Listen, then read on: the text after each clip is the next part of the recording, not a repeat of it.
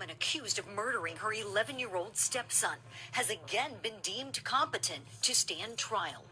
Stauch's case was on pause, pending a review of her initial competency evaluation conducted by the state hospital last year. That evaluation found her competent, but the defense moved for an independent assessment with a doctor of their choosing.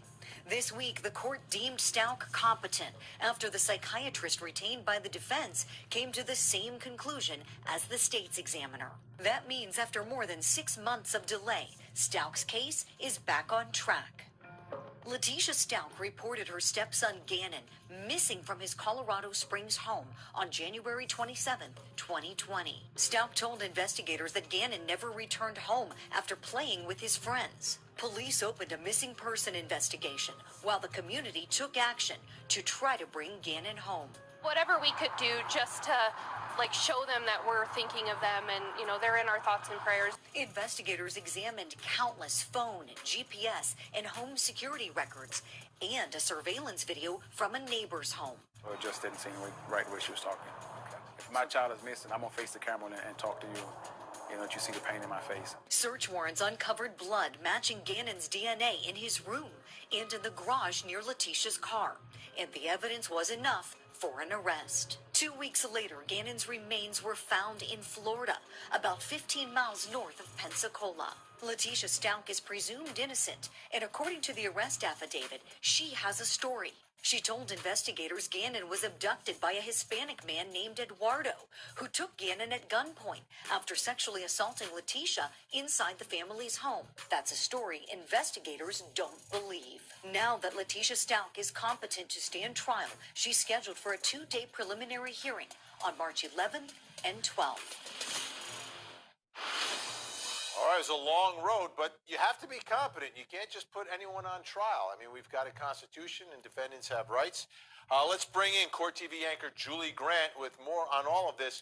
And that issue of competency, to determine it, you've got to sit down, you've got to speak with the defendant, you've got to hear them, because they've got to understand everything that's going on.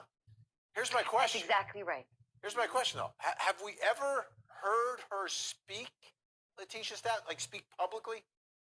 That's a good question. I do have an answer for you on that one. Yes, we have, Vinny. Yes, we have heard Leticia Stauch speak publicly. She gave an interview to a local television station in Colorado Springs. It was on January 31st, 2020. At the time, her stepson Gannon was still missing. And in the interview she gave, and you'll see a little clip from it in just a moment, but she has her back turned to the camera. So really you just see the back of her head and her hair is being shown as she's speaking with that KKTV reporter. And in this clip, she talks about various issues in the interview. But in this clip, I've zeroed in on a portion where she speaks to the issues that fall under the umbrella of competency. So what's competency about? It's about understanding the nature of the proceedings against you and being able to assist in one's own defense. So to your point, Vinny, that's why we have forensic psychologists talking with defendants to try to make that competency determination. And so here in this clip you're about to see, she's talking with the reporter from KKTV saying that she claims that her constitutional rights were violated when she spoke with detectives. Let's watch. I asked for an attorney during the interview, and I was denied that by them. I was held because they were blocking the door, and I was told I couldn't leave, and that if I would have touched them, they would have probably, said I still wasn't complying or said I was, trying to run away or something. But during the interview, I asked several times, could I stop the interview? Could I get an attorney? Could I stop the interview? Could I get an attorney? I was denied. I was told I couldn't get nothing to drink. I couldn't go to the bathroom. I mean, it was continuously that my constitutional rights were violated. Wow. So we picked this as an example because at that moment in time, she appeared not only competent, but to have a very good grasp of her constitutional rights and how the criminal procedure process, unfolds when you're in an interview room with detectives. There's a question of whether someone is being detained and not free to go or free to leave, and what rights are kicked in when someone asks for an attorney. So it's very, very impressive how aware she is of the situation and the process. But it also is important to note when we're talking about competency, and I know you know this, Vinny, it's ever changing. just because Leticia Stauch was competent on January 31st, 2020, when she did that interview with KKTV, doesn't mean that she remained competent in the following days. So it can change. And it's also a very, very, very low threshold for competency. So what she exhibited there, that was impressive, really understanding what's going on and feeling like, hey, I need an attorney. I don't feel free to leave. This questioning perhaps is in violation of my rights as an American citizen. So in that clip, she looked very competent. And as we know, the judge has said she is competent today and ready to have her case proceed. Yeah, also fascinating to hear her affect as well. And I'm wondering if that interview ends up being part of the evidence in the trial. I mean, it could be because she's telling a story, right? And that's part of this case, is that they're alleging there are several different stories that she gives about what happened. Now, she's also requested a conflict hearing. What do we know about that?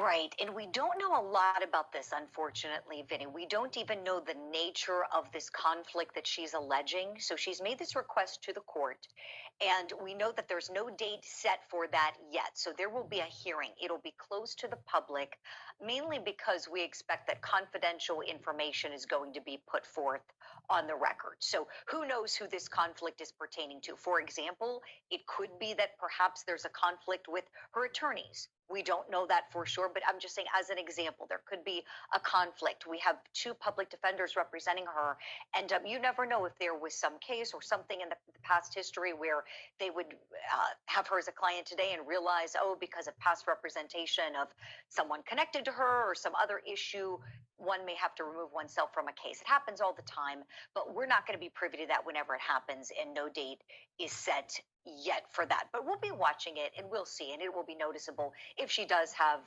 new attorneys going forward, and then it'll be evident that that was what the conflict was about. But at this point, unfortunately, we don't know. All right, so now that she's been deemed competent and we're moving forward after kind of being stalled for a while. I know it's a very complicated case. There's tons of discovery and documents and locations, etc. Is there any sort of a time frame that's been put on this case now? That's another great question. And even though it feels like we've been talking about this case for such a long time, she hasn't even gotten to the preliminary hearing stage yet. And we know that to be some of the earliest proceedings we see in criminal cases. And so now we know the next time Leticia Stauch is due in court, it'll be March 11th and 12th. They've set aside 2 full days to do the preliminary hearing. And that'll be when the state will present evidence to try to make sure there is enough for the court to hold the first-degree murder charge, as well as the other lower level charges, for trial. So that'll be the big determination that'll be made. And then the other thing we'll see addressed, Vinny, is bond. We can expect her attorneys to ask the court for bond. If, let's just say, the judge says, okay, we find there's enough here. Because again, we know the burden at the preliminary hearing level is also very, very low, like the competency standard. So we can expect this case will probably move on past that level and be set on the docket for trial.